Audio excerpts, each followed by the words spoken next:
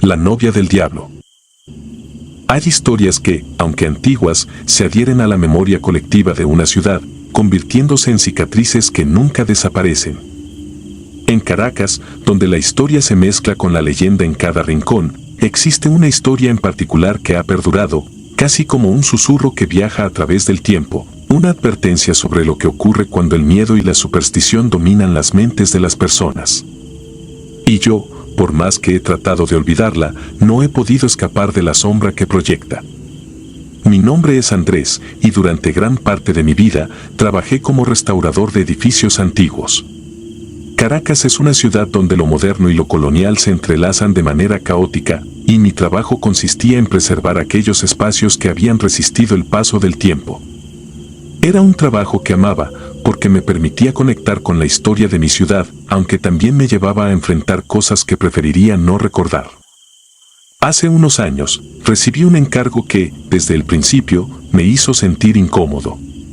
Se trataba de una vieja casona en el centro de Caracas, un edificio que había estado abandonado durante décadas. La estructura, aunque deteriorada, aún conservaba la grandeza de tiempos pasados. Se decía que pertenecía a una familia adinerada que había caído en desgracia a principios del siglo XX y que desde entonces la casa había quedado vacía, como si algo en su interior hubiera repelido a cualquier posible ocupante. La casa tenía una historia oscura, una de esas que la gente prefiere no mencionar en voz alta. Decían que, en el siglo XIX, una mujer había sido quemada viva en ese mismo lugar, acusada de brujería y de ser la amante del diablo. La mujer, cuyo nombre era Lucía, era conocida en el barrio como una prostituta que frecuentaba a los hombres más poderosos de la ciudad. Su belleza y carisma le habían ganado enemigos, y en una época donde la ignorancia y el miedo dictaban las leyes, fue fácil para sus enemigos acusarla de herejía. La historia decía que Lucía fue capturada por una turba enfurecida y arrastrada hasta la casa, donde fue atada y quemada en el patio trasero. Nadie intervino para salvarla, y su muerte se convirtió en un espectáculo macabro para los habitantes del barrio. Desde entonces, la casa había sido evitada, y aunque pocos hablaban de ella, su presencia era un recordatorio constante de lo que había ocurrido. Mi tarea era restaurar la casona, devolverle su antiguo esplendor para que pudiera ser vendida. Desde el principio, el lugar me dio una mala impresión. No era solo su estado de abandono, sino algo más profundo, una sensación de que la casa misma estaba viva de alguna manera, como si hubiera absorbido el dolor y la rabia de la tragedia que había presenciado. Los primeros días de trabajo fueron relativamente normales, aunque me costaba concentrarme. Había algo en el ambiente, una pesadez que no podía sacudir, como si el aire estuviera cargado de una energía invisible. Me convencí a mí mismo de que era simplemente mi imaginación, influenciada por las historias que había oído, y me obligué a seguir adelante. Sin embargo, las cosas empezaron a cambiar cuando comencé a trabajar en el patio trasero, el lugar donde Lucía había sido ejecutada. El suelo estaba cubierto de malas hierbas, y las paredes de la casa mostraban marcas de quemaduras antiguas, como si el fuego que la había consumido hubiera dejado una huella imborrable en la estructura. A medida que limpiaba el área, descubrí algo que me hizo detenerme. Bajo una capa de tierra y escombros, encontré restos de lo que parecía ser un círculo de piedras, colocadas en un patrón que no reconocí. Las piedras estaban frías al tacto, más frías de lo que deberían estar, considerando el calor del día. No podía sacarme de la cabeza la imagen de Lucía, la mujer que había sido sacrificada en ese lugar. Traté de ignorar lo que había encontrado, de racionalizarlo como un simple arreglo decorativo de alguna época pasada, pero algo en mí sabía que no era así. No mencioné nada a mis superiores, pues temía que me consideraran supersticioso o, peor aún, incompetente. A medida que avanzaba el trabajo, comencé a notar cosas extrañas en la casa. A veces, al llegar por la mañana, encontraba herramientas movidas de su lugar, aunque sabía que las había dejado ordenadas la noche anterior. En otras ocasiones, sentía una presencia a mi alrededor, como si alguien estuviera observándome, pero nunca había nadie allí. Cada vez que intentaba explicarlo, Me decía que estaba cansado, que las largas horas y la soledad estaban jugando con mi mente. Una tarde, mientras trabajaba en la restauración de una de las habitaciones principales, ocurrió algo que me dejó helado. Estaba limpiando una pared cubierta de moho cuando noté que una parte de la pintura se estaba despegando. Al acercarme para examinarla, vi que debajo de la pintura había algo más, una inscripción tallada en la madera. Con cuidado, comencé a retirar la pintura y el moho hasta revelar lo que estaba oculto.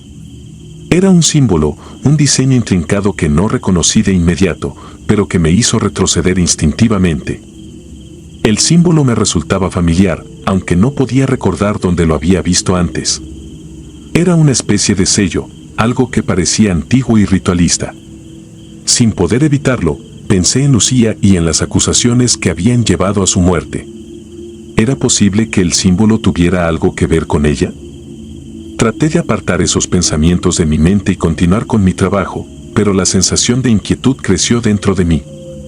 Esa noche, mientras intentaba dormir, no podía dejar de pensar en la casa. El símbolo seguía apareciendo en mi mente, y cuanto más lo visualizaba, más seguro estaba de que había visto algo similar en algún libro o documento antiguo. La imagen me obsesionó al punto de que, al día siguiente, decidí investigar un poco más. Me dirigí a una pequeña librería en el centro de la ciudad, una de esas tiendas antiguas que venden libros raros y manuscritos olvidados. Después de horas de búsqueda, encontré un libro que hablaba de los símbolos utilizados en rituales de protección y condena. Al pasar las páginas, mi corazón se aceleró. Allí, en una de las ilustraciones, estaba el mismo símbolo que había encontrado en la casa. Según el libro, se trataba de un sello utilizado para atrapar almas, un ritual oscuro que condenaba a la persona marcada a vagar eternamente sin descanso. El descubrimiento me dejó perturbado. No podía dejar de pensar en Lucía, en la posibilidad de que hubiera algo más detrás de su muerte, algo que nunca había salido a la luz. Volví a la casa al día siguiente con una sensación de determinación, pero también de temor. Necesitaba entender lo que estaba ocurriendo, aunque una parte de mí deseaba no haber comenzado a investigar. Decidí revisar cada rincón de la casa, buscando más símbolos o cualquier cosa que pudiera arrojar luz sobre lo que había encontrado. Durante horas, trabajé meticulosamente, inspeccionando cada pared, cada viga, hasta que en una de las habitaciones menos accesibles encontré algo que me hizo detenerme. Era un pequeño compartimento oculto en el suelo, cubierto por una tabla suelta. Al abrirlo, encontré un conjunto de objetos envueltos en tela vieja, un cuchillo oxidado, un pequeño libro con páginas llenas de símbolos y anotaciones, y un mechón de cabello oscuro, atado con un hilo rojo. La visión de esos objetos me causó un malestar profundo. Sabía que lo que había encontrado estaba relacionado con la muerte de Lucía, pero no podía comprender exactamente cómo. El libro, aunque estaba en mal estado, contenía referencias a rituales que nunca había visto antes, textos escritos en un idioma antiguo que no entendía. Pero las imágenes eran claras, círculos de piedras, sacrificios y lo que parecía ser una condena escrita en la misma mano que el símbolo en la pared. Salí de la casa esa noche con una sensación de desesperación. No podía quedarme en Caracas, no después de lo que había encontrado. Sabía que algo oscuro y poderoso habitaba en esa casona, algo que había permanecido dormido durante años, pero que mi presencia había despertado. Abandoné el trabajo y la ciudad poco después, pero los recuerdos no me han dejado en paz. Desde entonces, he tratado de evitar todo lo relacionado con esa casa, con Lucía y su trágica historia. Pero cada vez que cierro los ojos, veo el símbolo, el cuchillo, el mechón de cabello, y no puedo evitar pensar que tal vez, de alguna manera, lo que hice al descubrir esos objetos fue liberar algo que debía haber permanecido oculto. He intentado comenzar de nuevo en otro lugar, pero la sombra de Caracas me sigue a donde vaya. A veces, siento que mi vida ha sido marcada por lo que encontré, que la historia de Lucía se ha entrelazado con la mía de una manera que no puedo deshacer. El símbolo sigue apareciendo en mis sueños, y cada vez que lo veo, siento que me está advirtiendo, recordándome que hay fuerzas en este mundo que no debemos desenterrar. Ahora, cuando la gente me pregunta por qué dejé Caracas, solo sonrío y digo que necesitaba un cambio de aires. Pero la verdad es que huyo de una historia que se ha convertido en mi maldición, una historia que comenzó mucho antes de que yo naciera y que continuará mucho después de que me haya ido. Las voces del callejón. En San Salvador hay lugares donde la historia se niega a quedar en el pasado, donde el dolor y la violencia de décadas anteriores persisten como una herida abierta. Uno de esos lugares es un callejón estrecho en el centro de la ciudad, un espacio que, a primera vista, parece no tener nada de especial. Sus paredes están cubiertas de grafitis y el suelo, agrietado y sucio, parece haber sido olvidado por el tiempo. Pero para aquellos que conocen su historia, el callejón es mucho más que un simple paso entre edificios, es un sitio marcado por una tragedia que se niega a ser olvidada. En los años 90, durante un periodo particularmente oscuro de la ciudad, San Salvador estaba sumido en una violencia que parecía no tener fin. La guerra civil había dejado cicatrices profundas en la sociedad y la delincuencia florecía en cada rincón. En medio de este caos, las trabajadoras sexuales del centro eran especialmente vulnerables. No eran solo las fuerzas del orden las que ignoraban su existencia, el propio tejido social las relegaba a las sombras, invisibles y desechables. Fue en una de esas noches, cuando la ciudad parecía más peligrosa que nunca, que ocurrió el crimen que marcaría el callejón para siempre. 5 mujeres, todas jóvenes y atrapadas en un ciclo de miseria y desesperación, encontraron su fin en ese estrecho pasaje. Nadie sabe exactamente qué ocurrió, ni quién fue el responsable. Lo que se sabe es que los cuerpos fueron encontrados a la mañana siguiente, abandonados como si fueran basura, con signos de una brutalidad que dejó a la comunidad conmocionada. Las autoridades investigaron, pero nunca se hizo justicia. El caso fue archivado, y las vidas de esas mujeres se convirtieron en una estadística más en una época de horror constante. El callejón, sin embargo, no olvidó. Poco después del crimen, comenzaron a circular historias entre los habitantes del barrio. Algunos decían que, pasada la medianoche, si te atrevías a caminar por el callejón, podías sentir un frío inexplicable que calaba hasta los huesos. Otros afirmaban que el aire se volvía pesado, casi sofocante, como si el lugar mismo estuviera atrapado en un ciclo de sufrimiento.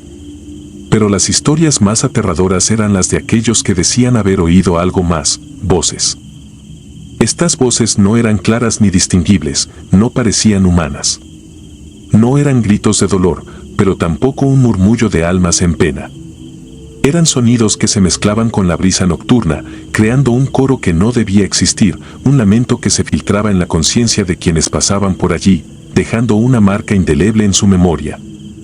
Uno de esos testigos fue Roberto, un hombre de unos 40 años que trabajaba como guardia de seguridad en un edificio cercano. Su turno comenzaba a las 11 de la noche y terminaba al amanecer. Cada noche debía recorrer las calles cercanas como parte de su rutina y el callejón siempre era parte de su recorrido. Al principio, no le dio mucha importancia a las historias. Después de todo, había oído muchas cosas durante su vida y nada de eso había sido real. Pero a medida que pasaban los días, comenzó a notar que algo extraño ocurría cuando se acercaba al callejón. Todo comenzó con una sensación, una presión en el pecho que no podía explicar. No era miedo, al menos no como lo conocía, era más una angustia sorda, un peso que lo empujaba a acelerar el paso cada vez que pasaba por allí.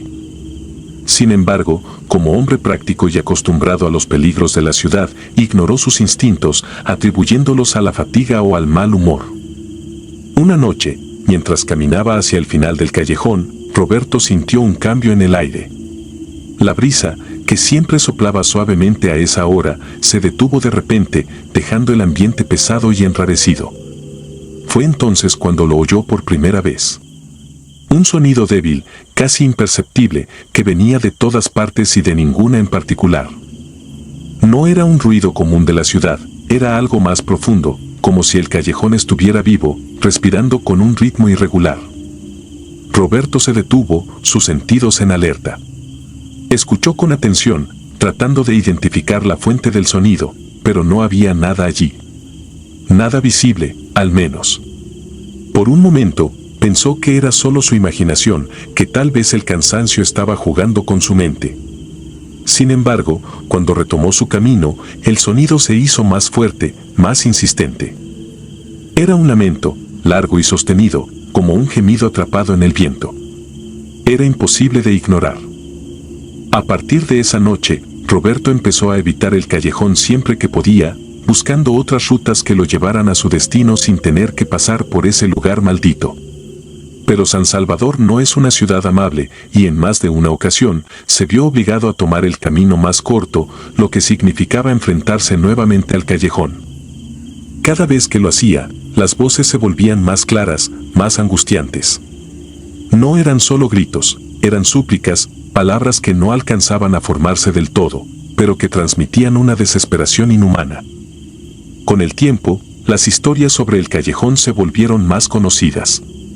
Otros guardias de seguridad, taxistas y personas que vivían en los alrededores comenzaron a contar experiencias similares, aunque pocos se atrevían a hablar de ellas abiertamente. Había una comprensión tácita de que algo oscuro habitaba ese lugar, algo que no pertenecía a este mundo. Pero nadie podía hacer nada al respecto. El callejón permanecía allí, como un recordatorio constante de la violencia que había cobrado tantas vidas y que aún se aferraba al mundo de los vivos. Una noche particularmente oscura, sin luna que aliviara la opresión de la ciudad, Roberto decidió que tenía que enfrentar lo que fuera que estaba en ese callejón. No podía seguir viviendo con ese temor irracional, esa sensación de estar siendo acechado por algo que no podía ver. Sabía que no estaba loco, que lo que sentía era real, pero también sabía que no podía seguir huyendo. Con una linterna en la mano, se encaminó hacia el callejón, decidido a atravesarlo de una vez por todas. El aire estaba más denso de lo normal, y a medida que se adentraba en el callejón, la oscuridad parecía volverse más profunda, como si las sombras mismas lo envolvieran. La linterna apenas penetraba la negrura, revelando solo los contornos de las paredes y el suelo. El silencio era absoluto, y por un momento, Roberto pensó que tal vez esa noche no escucharía nada, que todo había sido un producto de su mente cansada. Pero al llegar a la mitad del callejón, lo sintió. No fue un sonido esta vez, sino una vibración que atravesó el suelo bajo sus pies, una pulsación que parecía provenir del mismo corazón de la tierra. Era como si el callejón estuviera vivo, esperando, acechando. La linterna comenzó a parpadear, y antes de que Roberto pudiera reaccionar, se apagó por completo, dejándolo sumido en la oscuridad total. Y entonces, el sonido volvió, pero esta vez no era un gemido lejano ni un lamento disperso. Era un grito, claro y penetrante, que surgió de las paredes a su alrededor, como si el callejón mismo estuviera gritando de dolor. Roberto sintió que sus piernas flaqueaban, pero se obligó a seguir avanzando. El grito se convirtió en un coro, una multitud de voces desesperadas que llenaron el aire, oprimiéndolo, dejándolo sin aliento. El miedo lo impulsó a correr, tropezando en la oscuridad, con la sensación de que las voces lo seguían, cada vez más cerca, cada vez más insistentes. Cuando finalmente salió del callejón, el grito cesó de repente, dejándolo en un silencio mortal. Roberto cayó al suelo, jadeando, sintiendo que apenas había escapado de algo terrible, algo que no debía ser visto ni oído. Desde esa noche, Roberto no volvió a caminar por el callejón. De hecho, hizo todo lo posible por evitar esa parte de la ciudad. Se mudó a otro barrio y cambió de trabajo, tratando de dejar atrás la experiencia que había vivido. Pero sabía que nunca podría olvidarla del todo. Las voces, los gritos, esos sonidos que no deberían existir, permanecieron con él, atormentándolo en sus sueños, recordándole siempre lo que había escuchado en ese callejón maldito. El callejón sigue allí, en el centro de San Salvador, esperando a su próxima víctima. Los que conocen su historia lo evitan, pero los que no, los que se aventuran por sus oscuros confines sin saber lo que les espera, a veces descubren demasiado tarde que hay lugares donde el pasado nunca muere. Donde las voces de los muertos aún claman por justicia, por venganza o simplemente por ser escuchadas. Si te gustaron las historias de terror, regálanos tu like y coméntanos qué te gustaría escuchar en el próximo capítulo. Y si no estás suscrito o suscrita, te invito a que lo hagas para que no te pierdas lo mejor del archivo del terror. Sin más, gracias por escucharnos, hasta la próxima.